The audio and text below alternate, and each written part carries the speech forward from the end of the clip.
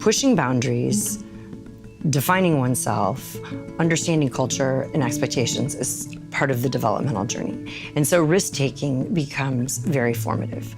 And we often talk about this in high school students or college students, but the reality is that in this day and age, people commit to adult rules like their serious vocation or marriage, or domestic partnership later in life.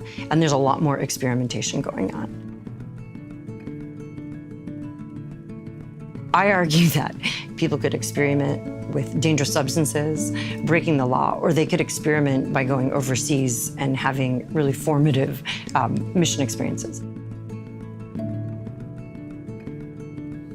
I love religious service or service opportunities because it meets the needs of people experimenting and taking risks, but in a really constructive manner. And it also often happens with a group of people that has practices of reflection built in. So I am a firm believer of service in missions as not just an opportunity to give back, but an opportunity also for personal formation.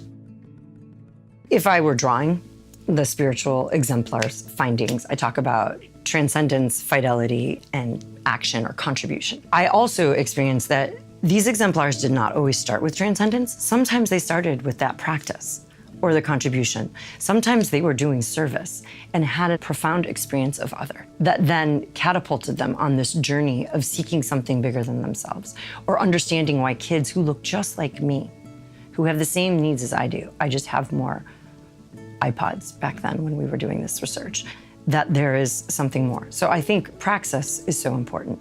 And I think for developing leaders, praxis is crucial.